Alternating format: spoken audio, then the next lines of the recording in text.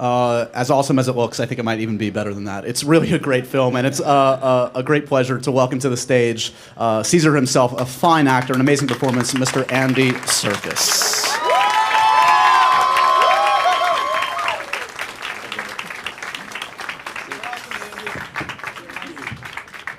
We're all fans. Hello. Thanks for being here, Andy. This is exciting. I'm in awe of this performance. You obviously, a couple years back, took on Caesar for the first time in this reboot of this franchise. Nobody really knew how good the franchise was going to be. Everybody was quite relieved that Rise was as surprisingly awesome as it was. And this is a much different film, though. About a decade has passed, and the Caesar we find in this film, it's a different world and it's a different Caesar. Can you talk a little bit about where we find the world of the Planet of the Apes in this go-around? Yeah, sure. Basically, this starts with when Matt Reeves, the brilliant director Matt, came on to helm this film, and where he wanted to drop anchor with the story. He felt it was really important that, we know where this story is going to go eventually. It's going to be back at the original Planet of the Apes. The apes will have inherited the Earth, and this part of the journey, you could have gone quite a long way into the future. But Matt, what he loved about Rise of the Planet of the Apes was the emotional journey of Caesar, and he felt that as we know that it's where it's going to end up, it's not kind of what's going to happen, but how we get there. So he chose to drop anchor with this story 10 years, as you say, 10 years after Rise, and in this period of time, if you remember, for those of you who saw Rise, the pandemic that was spread has wiped out most of humanity. There are pockets of human survivors, but also simultaneously at the end of Rise, Caesar had led this kind of rather disparate group of apes, orangutans, chimpanzees, gorillas, rescued from zoos and laboratories and from the entertainment industry, and led them up into Muir Woods and created this sort of utopian society. And that's where we pick up the story, is 10 years on. The society has evolved. Caesar is, he is now this statesman-like figure, a lot older. He has a family, he has a wife, he has a teenage son, he has a council. And the society is working to a certain extent. It's working. The apes are galvanized, and they have certain sets of beliefs that they're all adhering to. Ape shall not kill ape. Knowledge is power. Apes together strong. These are all things that Caesar has passed on, and we're, as an audience, introduced to this utopian world, and for the first 15 minutes of the movie, really, you're in that world until the arrival of the humans, and then we get to see a very different story. We get to see how difficult life has been for them, and they've come into the apes' territory to basically to try and reactivate a hydroelectric dam, so that they can get power to the city. Because, of course, as you saw from the trailer, that humans can't live without power. So from there on in, Caesar is hugely conflicted because of his relationship with humans, his past relationship with human beings, being so strong, being part of him. I mean, he's almost a human. He's almost half human in his mind himself. And then the meeting up with the humans and trying to find his job really becomes about trying to find a peaceful solution to an escalating conflict. You mentioned how, and it's kind of shocking and so refreshing that the film starts the way it does in the first 15 minutes or so. It's really from the perspective of this burgeoning ape society. And, if you remember Rise, James Franco, ostensibly the lead of that film, but kind of the sympathies kind of shifted as the film went along, and by the end it was kind of like, oh, Caesar is really maybe the heart of that film. This film, Caesar is the hero of this story. Caesar is, I think, arguably where your sympathies lie, which is pretty astounding for a giant summer blockbuster to rely on, a performance capture character at its heart to be the heart and soul of a film. That's got to be a great badge of honor for you when you saw the story come together and knew that as much as Rise rested on your shoulders, this is Caesar's story, this is Caesar's film. Yeah, I mean that again was Matt. You know, Matt really wanted to make this story a kind of Caesar-centric story because of what he'd witnessed in Rise, and he just thought it was a great way of, you know, one of the things that Caesar has as a character is an enormous amount of empathy because he understands the worlds of man and the worlds of apes, and so this isn't a sort of you know, a kind of classic sort of post-apocalyptic movie. There are huge elements of hope within this. There's elements of the fact that it may not end up being a war. It may not escalate that way, and Caesar is the conduit to that. He becomes this sort of linchpin of trying to keep you know, with his relationship with Jason Clarke's character Malcolm. We see that possibility and that you know, moment of before it all goes and disappears, and so that was very much the I suppose the objective was that Caesar is, I suppose, the emotional backbone to the story. I mean, you put it well, as you say. I mean, it's kind of why the film is so tragic and so sort of compelling is because most of the characters, in fact, are trying to make it work, to try to find a peace that maybe is just inevitable, that you can't have peace between human and ape, and it's the sadness of the piece as well. And I think that crucially, what's important about this film and why I think it stands out from, you know, I'm not just blowing our own trumpets, but the fact that there are no villains really, and in this piece, you know, it's really not a biased film. It's a really well balanced film in that you feel empathy for the humans and their suffering, and even a character like, for instance, Gary Oldman's character, who is the leader of the humans, who you could think, oh well, he's obviously the villain. You know, you see an enormous amount of tragedy and loss, and every single character, whether they be ape or human, you know, has things that they're trying to, you know, things they're trying to live for, things they're trying to forget, memories that they were trying to put away, and it's all about, this film is very much about empathy and prejudice, I suppose. We have a few clips we want to share with you guys before we get to also some of your questions, so please prepare your questions for Mr. Serkis as well. But the first clip I think we want to show comes relatively early in the film, and I believe it's in fact that first encounter where the apes have not seen the humans for some time, and it all starts to get a little tense, to say the least. Let's take a look.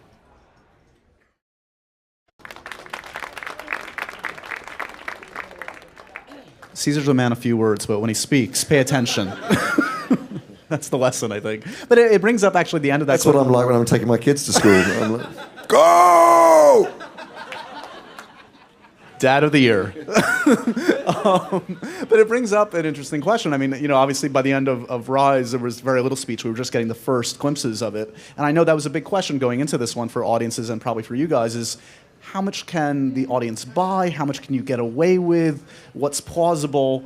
Can you talk to me a little bit about wrestling with that issue in terms of speech this time around? No, sure. I mean, it was a huge challenge because you know, we didn't want to suddenly have the apes being overly articulate and you know, being able to, you know, chat away freely. The language had to be found, and so basically, actually, the process was we had an ape boot camp, or an ape camp even, leading up to shoot, which lasted for about 3 weeks. And Terry Notary, who is the performance coach, who also plays Rocket, one of the characters in this, you know, who's Caesar's right-hand kind of guy, if you like, he was responsible for teaching all of the actors and stunt guys and parkour experts who became the ape community the ways of being, the ways of behaving as a chimpanzee or a gorilla or an orangutan. And then we had to, as you point out, you know, we had to evolve the way of how they communicated. So we experimented with, you know, Caesar would have taught them sign language because he was taught American Sign Language in the first movie by his father, the James Franco character. And everybody knew their own individual ape vocalizations, and then we combined a sort of an apeified version of sign language, and then it was how they communicate. And particularly Caesar, you know, communicates vocally. So that was all. We did these long improvisations, sort of leading up to the shoot, and before every take, actually, we all used to sort of get into character by communicating in some way. One of the huge leaps that I don't know how many people know about from a technological perspective this time around is the performance capture. I believe for the first time, is done in an environment, is done out in the field. Usually performance capture, correct me if I'm wrong, is done in what they call a volume or a set. And Matt Reeves wanted to go out and shoot out in the environment. Give me a sense of how different that was for you from your perspective. Well, in fact, that's not quite correct in the sense that in Rise we shot on locations as well, but the majority of the locations were sets. So we were shooting internally. We were shooting in the laboratory or the ape sanctuary or Will's house. Or, very little was outside. This was all on location, so that's the big leap. It was taking all of that equipment and technology out into the rainforests of Vancouver or into New Orleans in the middle of the summer. It was like 100% humidity, and you really didn't want to stand next to any of us wearing our ape costumes. I can tell you, it was really pushing all the technology to the max, and then of course one of the great things, and sort of technologically that's advanced from Rise, is the facial, the ability for Weta, the visual effects company, to take our facial expressions and all of our acting performances, and the way that it's now mapped onto the ape's face has just again improved to a whole other level. And there were huge technological and performance challenges all the way along. Yeah. Is it still unnerving or amazing for you to watch a finished product of after Weta does its stuff in terms of like seeing your face come through with their artistry augmenting and helping transfer your vision to see what they arrive at in the finished product? It must be fascinating from your perspective. I mean, it's always mind-blowing to see what they've done, because it does improve with every single film. I mean, they're incredible. They are world leaders, I think, in this field as well. The field of the facial capture pipeline, the way that they interpolate performance, take the actors' performances that we do on set and map them onto the ape's face is extraordinary. But I guess to a certain extent, I'm so used to seeing myself buried in these kind of characters. And the interesting thing is whether it's Gollum or King Kong or you can read. I can read, and certainly my family and my wife in particular can read all of my facial expressions, within any of these characters, and that's a testament to the work that Weta does, really. We've alluded to this a little bit, and as you can see from the first clip, it really is Matt's described it almost as like a Western. It's like a showdown between the humans and the apes. We want to give you a sense of sort of the human side of this storyline as well, and what they're experiencing in their own kind of base camp. This is a scene of the humans gathering around and assessing the situation. Take a look.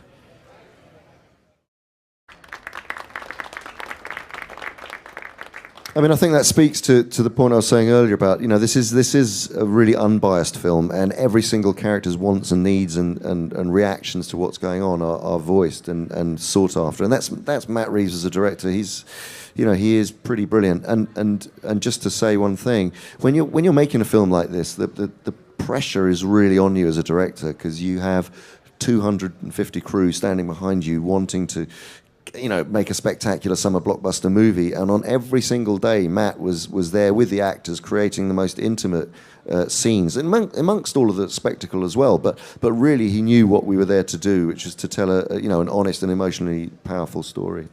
I'm curious. I mean, I was talking to some of your co-stars about this too, from like the actors. Like I was talking to Kerry Russell about this, who obviously isn't doing a performance capture scene, but she also has some unique challenges in that I know, like when the human actors are working with a performance capture actor. You're also human, by the way. I'll call you a human actor. But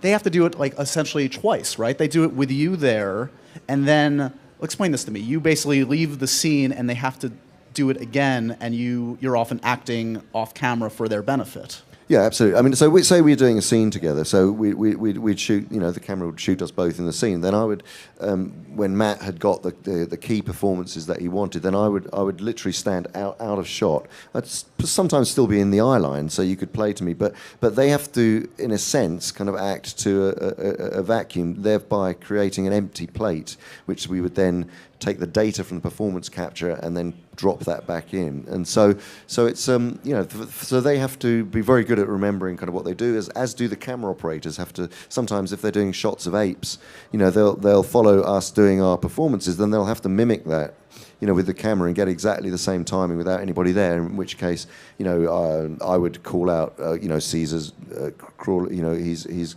walking across, and then he's I could remember the timing and sort of call out the action, as it were.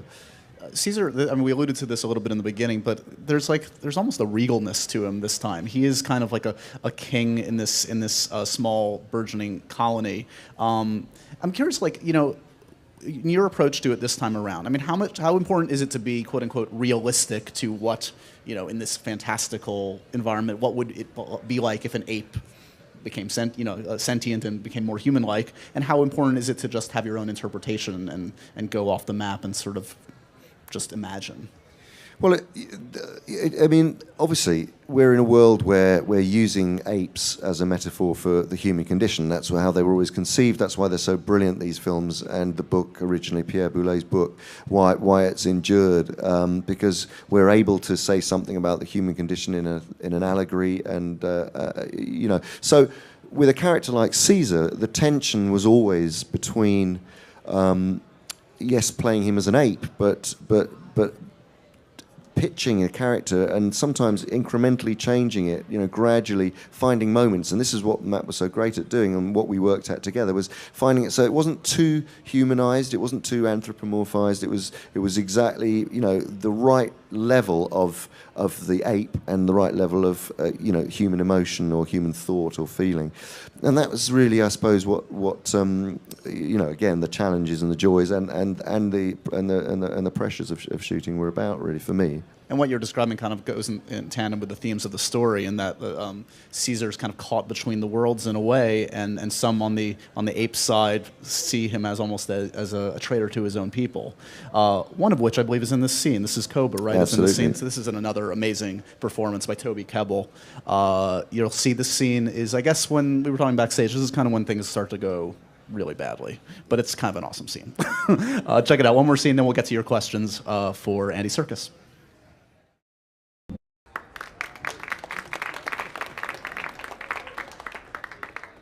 Apes plus machine guns, not a good thing. Yeah, not a good thing. Not a good thing. I believe we hopefully have some questions from you guys for Mr. Serkis. Hi, Andy. Hi. You're a very in-demand actor right now with, Dawn right now, and you're helping with motion capture for Avengers, and you also are a second unit director for The Hobbit. Can you tell us anything about those movies, even Star Wars? And could you train me in motion capture? Unfortunately, if I say anything about Star Wars, I'll be taken by those two stormtroopers over there and executed. But I can say a little bit about... what can I say? I mean, the third Hobbit movie that's coming out this Christmas, that's going to be awesome as well. That's going to be pretty cool. Well, just to say a little bit about Avengers, we've just been working with Mark Ruffalo for his portrayal of the Hulk in the new movie, and he's going. It's extraordinary actually what he's doing this time around.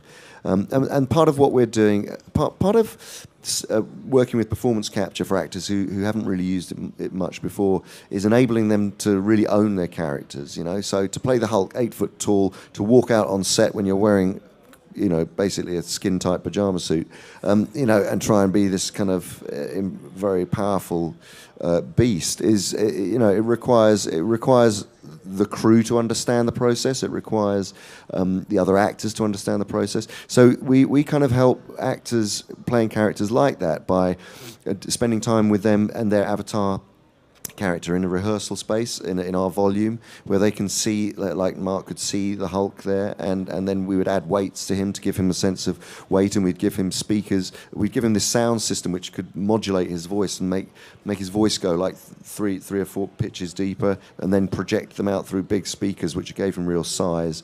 And we gave him inhibitors under his arms to give him sort of the shape of the Hulk, and it's all in a process to make him feel that he can walk onto that set and deliver that character. So that's the sort of part of the process that we at the Imaginarium, which is the performance capture studio that I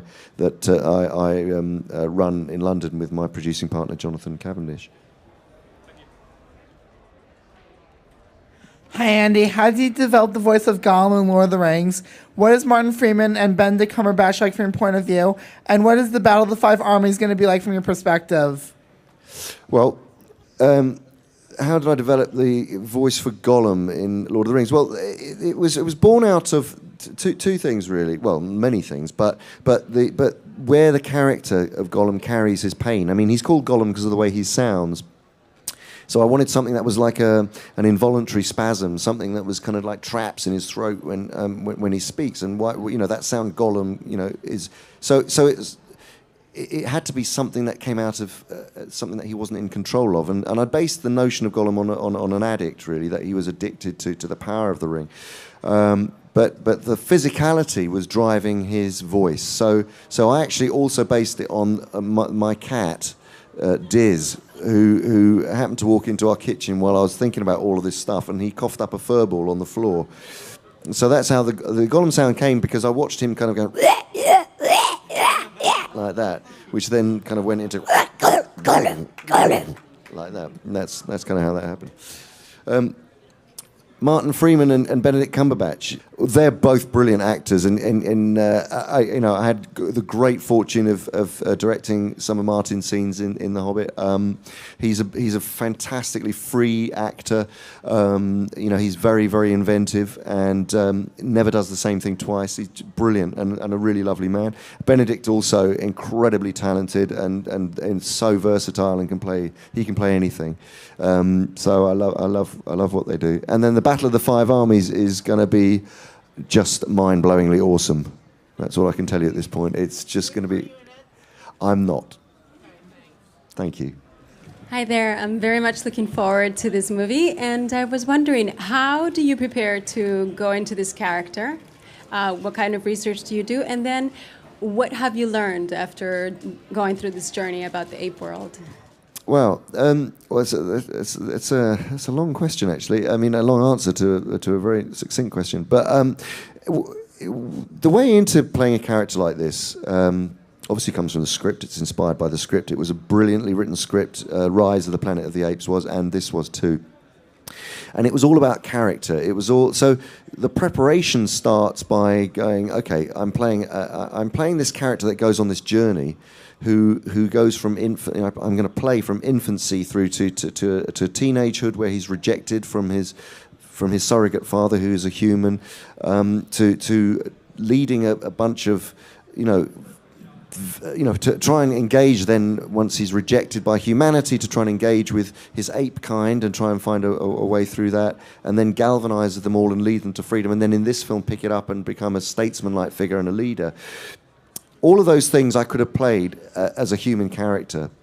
The journey on the page as the character was brilliantly written, but it also happened to be an ape. And so it's a combination of finding a physical language and a behavior and a physicality which is going to go on a journey with Caesar's emotional and evolutionary journey.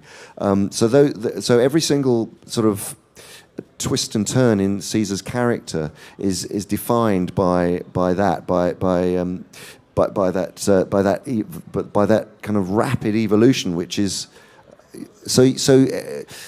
it was quite a complex series of nudging, sort of making acting decisions which were then nudged up or down, as I say, as to how human and how ape he was. So it starts off from a physical sort of perspective, and I based him on a real chimpanzee called Oliver, who is known as the humanzee. In the 1970s, there were a lot of experiments done on him. He was believed to be half human, half ape, and he only stood. He was bipedal completely, and he would sit down, he'd come into a room and he'd just sit down and, pick up a drink and then start drinking and cross his legs, and he had very human facial expressions, and I thought, wow, this character is extraordinary. And you can see him on YouTube, actually. He's called Oliver, and there's a documentary called The Humanzee, and you should check it out. So he was the touchstone for me for this character. Andy, how you doing? Love everything you do. And as the preeminent performance capture guy who is basically uniquely situated to evolve this technology with all the people you've worked with and will work with in the future, and being an actor, producer, director, what is it about performance capture that, or from whichever aspect, thrills you the most? And at the same time, are there any times where you say, gee, I just want to act or direct in a film that doesn't require this kind of technology? It's a great question. Thank you. I happened to come into the sort of performance capture at a time where it was just beginning to get picked up and understood and utilized to create these kinds of characters. And I've just had an most amazing ride with it. And there was a tipping point I reached at the end of the trilogy, The Lord of the Rings, where Peter Jackson asked me to play King Kong. And I just suddenly thought, wow, this is extraordinary to go from playing that character of Gollum to now, 3.5 foot ring addict and sort of schizophrenic kind of character to playing a 25-foot gorilla. And I thought, this is just the most amazing, liberating tool that an actor could ever wish for, because you're not stuck with who you are physically or what color of your skin is or what sex you are even. It's like you can play anything. So philosophically, from an acting point of view, it is the most incredibly liberating, freeing, expansive, transformative way of working, because you're inevitably using parts of yourself in all of the characters that I play. It's not just, well, I'm playing an ape or I'm playing Gollum, or there are huge parts of yourself that you employ and that you use emotionally that go into these characters. But it's a marriage of that plus being able to be completely physically altered and visually altered so that you can connect some way along the line. But I've always found it easier to connect with characters that are further away from me. And some actors like to play characters that are entirely similar to them or play versions of themselves. That's not how I like to work. I mean, equally,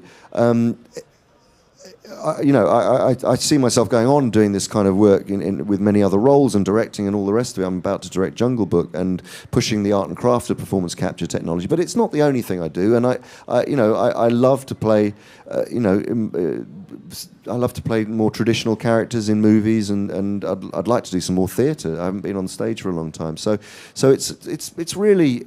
It is one hell of an amazing tool, which I adore and love, and am so thrilled and have been very lucky to be a part of its evolution, really.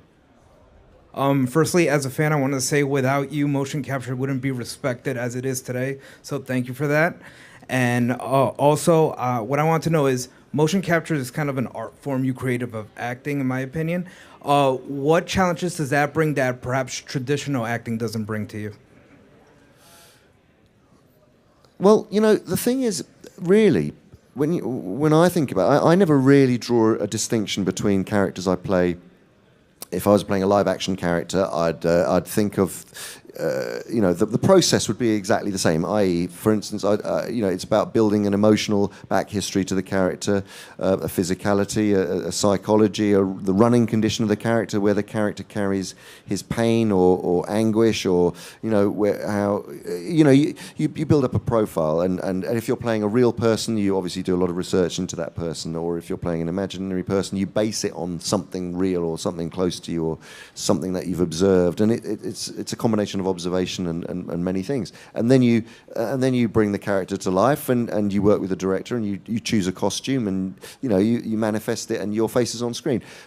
I don't see any difference between doing that and playing a performance captured role, because you're doing all of those imaginative, creative, actor choice and character building things that you would do. It's just a different bunch of cameras that's recording you. You don't wear a costume, but that's really the end of it. The processes are exactly the same. So I think the thing that I hope most is that people's perception, and it is changing. The perception of it is changing, as you said. It has radically changed over the last 14 years or so.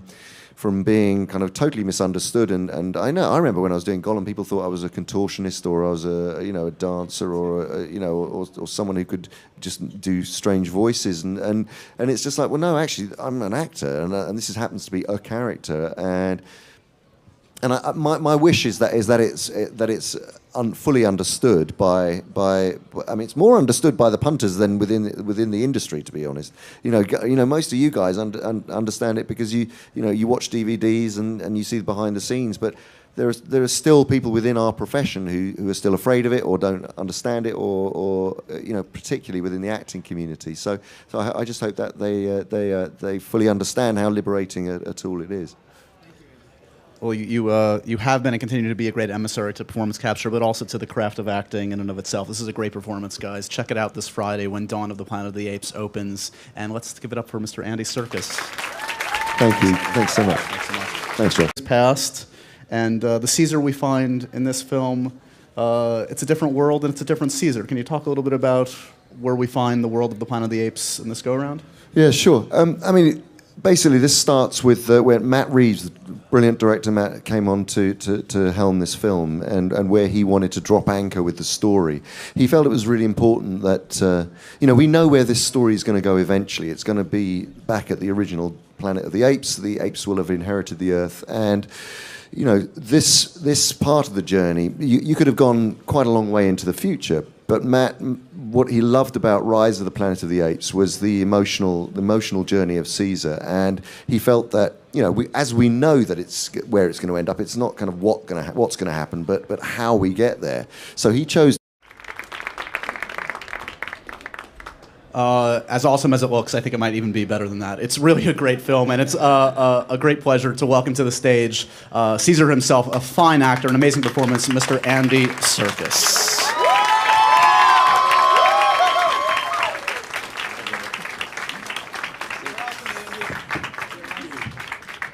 We're all fans. Hello. Thanks for being here, Andy. This is exciting. I'm in awe of this performance. You obviously, a couple years back, took on Caesar for the first time in this reboot of this franchise. Nobody really knew how good the franchise was going to be. Everybody was quite relieved that Rise was as surprisingly awesome as it was. And this is a much different film, though. About a decade to try and reactivate a hydroelectric dam, so that they can get power to the city, because of course, as you saw from the trailer, that humans can't live without power. So from there on in, Caesar is hugely conflicted because of his relationship with humans, his past relationship with human beings, being so strong, being part of him. I mean, he's almost a human. He's almost half human in his mind himself. And then the meeting up with the humans and trying to find his job really becomes about trying to find a peaceful solution to an escalating conflict. You mentioned how, and it's kind of shocking and so refreshing that the film starts the way it does in the first 15 minutes or so. It's really from the perspective of this burgeoning ape society. And, if you remember Rise... To drop anchor with this story 10 years, as you say, 10 years after Rise. And in this period of time, if you remember, for those of you who saw Rise, the pandemic that was spread has wiped out most of humanity. There are pockets of human survivors, but also simultaneously at the end of Rise, Caesar had led this kind of rather disparate group of apes, orangutans, chimpanzees, gorillas, rescued from zoos and laboratories and from the entertainment industry, and led them up into Muir Woods and created this sort of utopian society. And that's where we pick up the story, is 10 years on. The society has evolved.